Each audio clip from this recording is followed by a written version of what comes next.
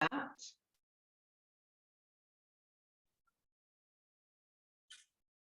Okay. Welcome, everyone. I wanted to share a very special person with you. I want to introduce you to one of our members of the Heart Healers Ho'oponopono community, Vanria Bynoe, and she's going to be sharing some wonderful information with you today. Vanria, welcome. Thank you, Eileen. Thank you for having me. Oh, it's such a joy. I'm so grateful that you were able to share some time with us today. Truly, I am. So I would love to begin with having you share a little bit about who you are so that our viewers can get a flavor for who you are and share with us where you're currently living. Okay. Yes. So, yes, I'm Vanria Bynoe. I'm married to my husband, Arnold Bynoe. We live here in Georgia, in Decula, Georgia. I work in ophthalmology and he does home automation in low voltage. And we moved from New York in 2003 and settled here in Georgia. And we love it. We absolutely love it. Oh, that's wonderful. That's wonderful. And you have a lot of family that live local to you, right? Yes, my mom moved as well, and my brother moved here as well with his family, and my sister did live here for a short while, and then she moved to Florida. So yes, the entire crew was here at some point. So nice to be able to have family close by, right? Okay, so as a member of the Heart Healers Ho'oponopono community, can you share a little bit about why you decided to join? I decided to join because you don't want to feel isolated. So you're learning this new way of being is how I explain it to my friends and my family. And you want to practice it. Just like when you learn French and you have to practice it, you cannot do it on your own. And that's the best example I have. Spanish was easy. French was not so easy. And you immerse yourself in a place where your like-minded people are. And so you get to learn and share from each other. We all do things a little differently, and sometimes we can tweak according to what we're learning from each other. And sometimes you may feel that you're not doing what you think you should be doing because you don't know what you don't know. And then you get this enlightenment that, hey, I'm okay. What I'm doing is okay for me. It's a really wonderful way of putting it. So tell us, Vanria, if you will, what benefits, actually, first of all, why don't you let our viewers know how long you've been practicing Ho'oponopono? So I've been practicing officially since May of this year, May, June. So you've been practicing 7 months, right? Yes. Okay. So what benefits, and I wanted to share that because I think sometimes when people join a membership community, you know, they think, well, everybody's been doing this forever and they're all experienced, and you're one of our newest members and someone that has been practicing a little bit less than others in terms of length of time. So share with our viewers, if you will, what are some of the benefits that you've experienced from having a Ho'oponopono practice? Oh, absolutely. It's so enlightening to start, and I do mine at the beginning of my day, and I do it throughout the day, and it's just a conscious way of acknowledging that there is this thing or this situation or this feeling or something that you want to address and kind of not necessarily compartmentalize it, but it's not going to just sit on you. You can address it and just kind of put it over there. And you come back to it and you address it again, but you're not walking around with this heaviness. And that's just the best way I can explain it is I have felt so much lighter Mm, both here and here, mm, since doing it. And even now, before my coming on this interview, I went into the room and I just went down my list just because. So it's not even like it's an obligation. It's almost just like brushing your teeth. It's something you do because it's good for you. And I just do it, and I just feel light. And I just, this is the best way I can explain it. I hear you. When you say going down your list, people may not understand what that means. I think I understand what you mean by that. Can you share what that means for you? Yes. So I have my statements, and my statements are addressing different things. So I'll say to whatever memories are in me, for example, that's making my coworker anxious today and making her sound abrupt.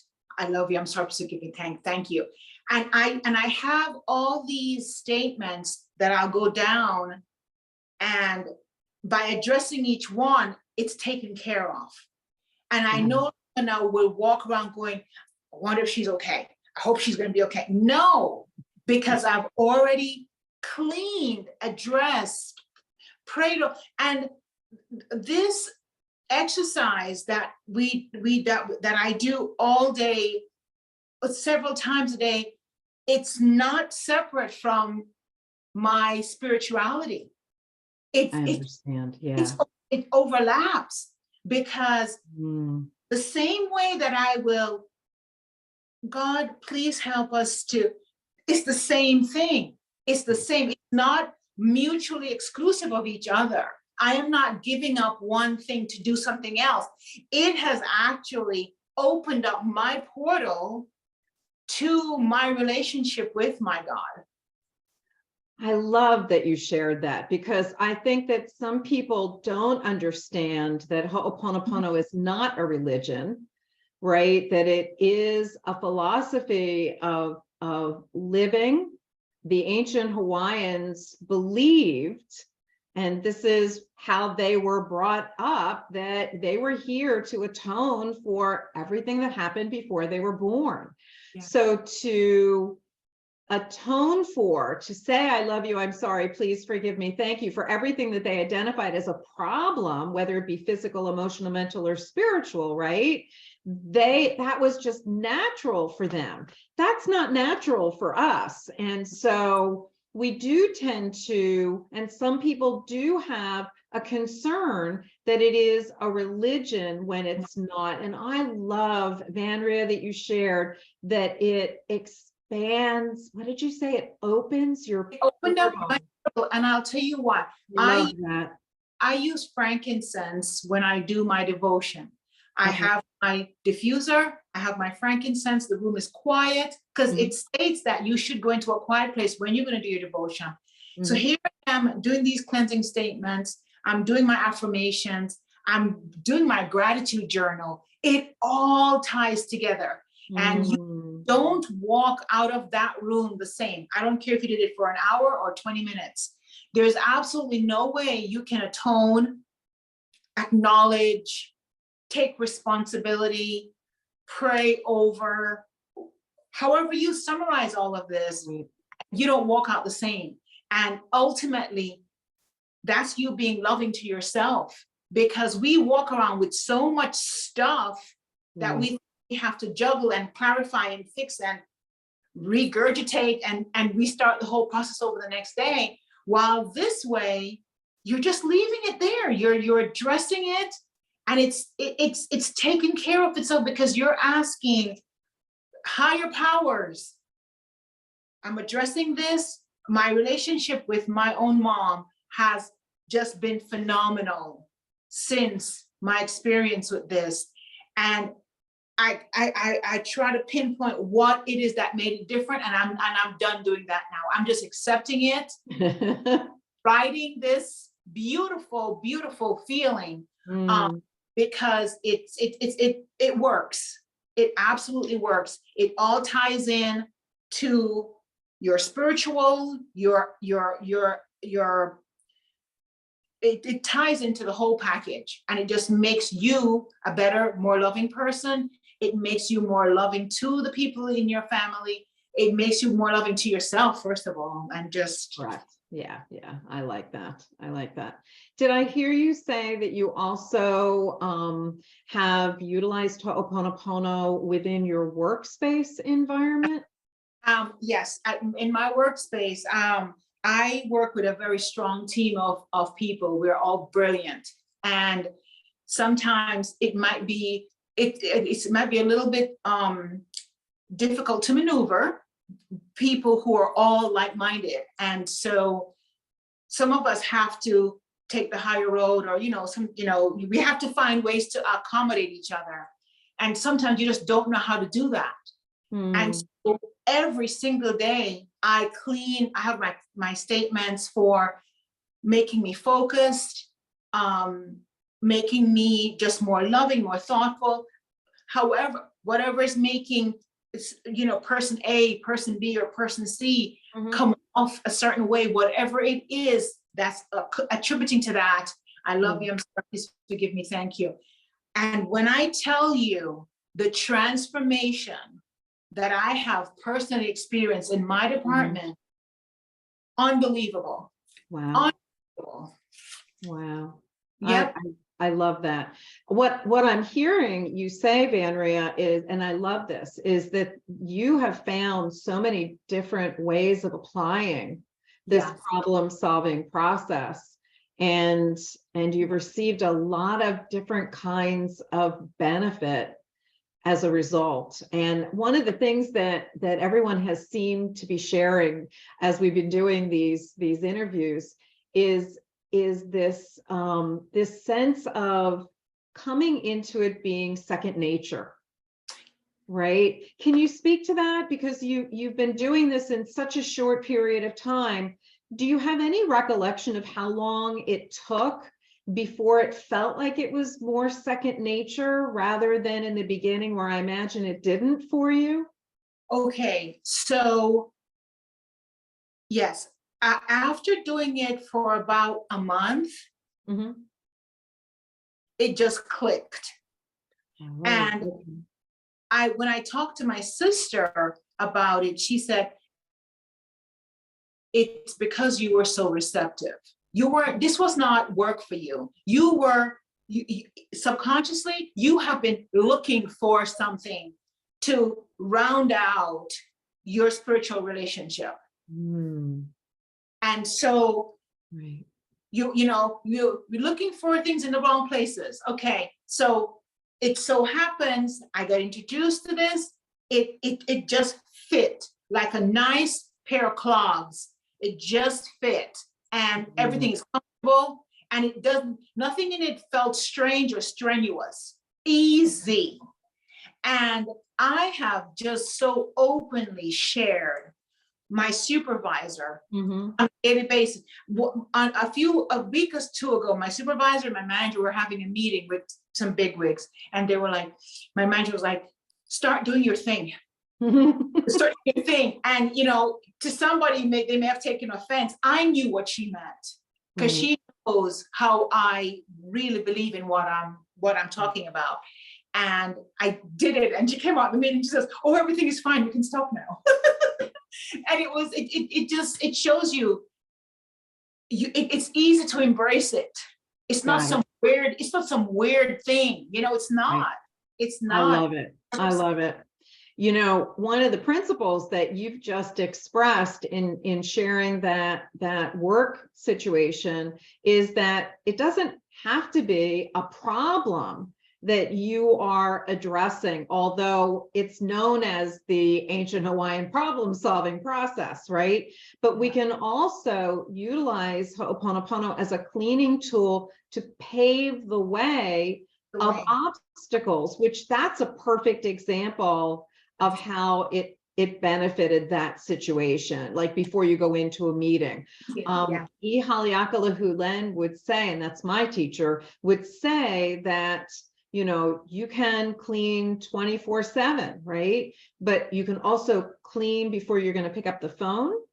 when someone's calling you, you can clean before you're going to call someone, you can clean your space, and you can also clean on any issue, physical, emotional, mental, spiritual, or system. So I love that you brought that aspect of how you can apply it to a work situation, which talks about kind of releasing obstacles rather than addressing a real problem that's in front of you.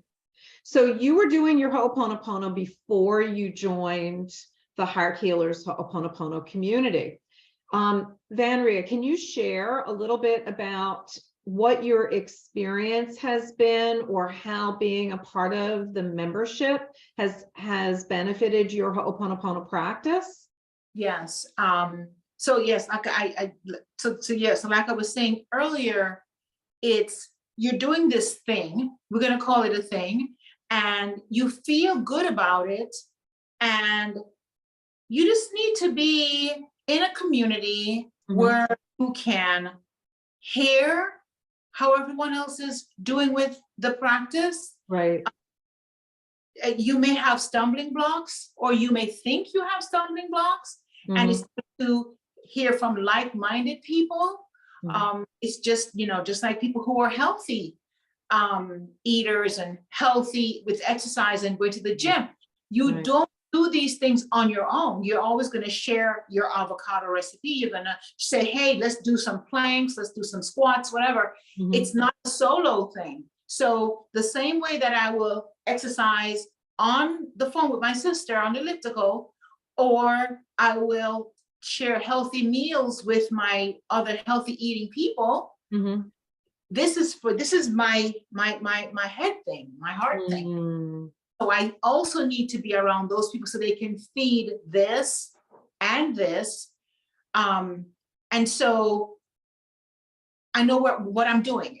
So I have a question. Today I was just scattered. I couldn't figure, and just even having them clean for me when I had a procedure, just knowing that these people who are like-minded are there to support me in that manner.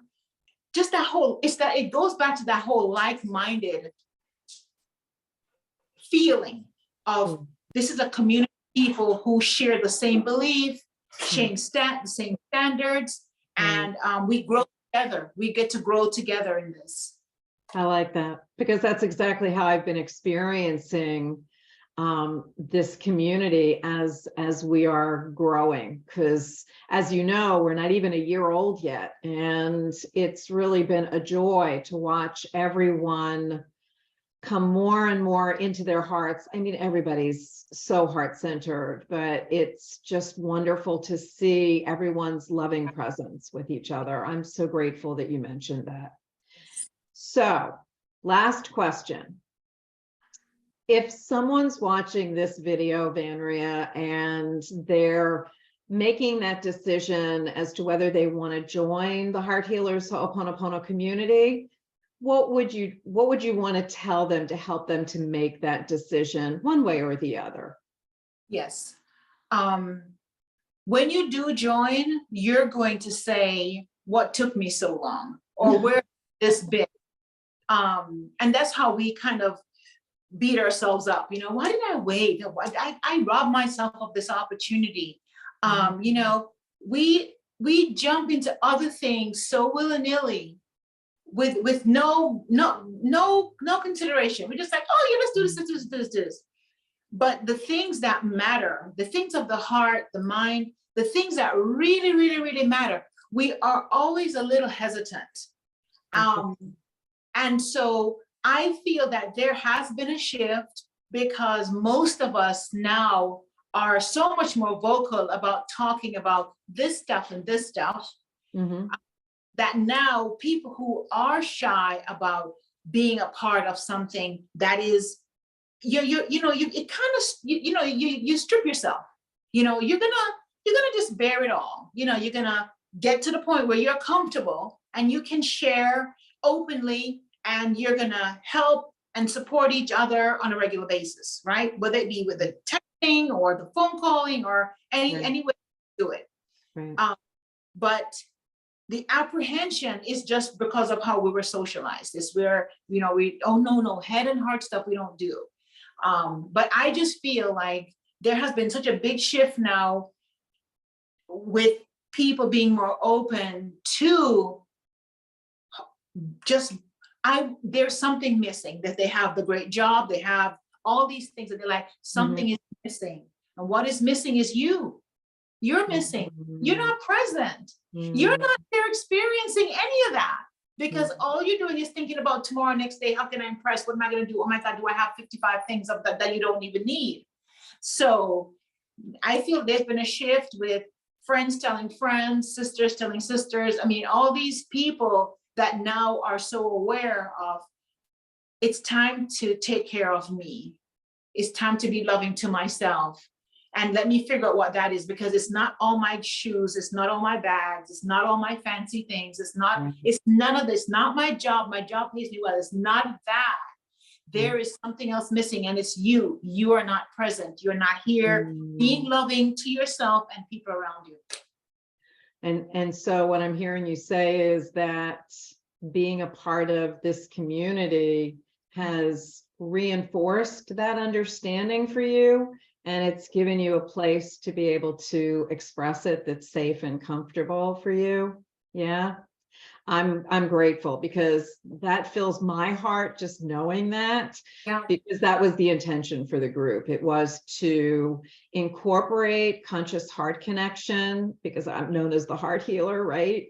And Ho'oponopono to enhance everyone's relationship with themselves first in who they're being, so that they can then be in their relationships and their experience with others differently. So I love how you shared that. Thank you, thank you, thank you, Vanria. I'm so grateful that you're a part of this community.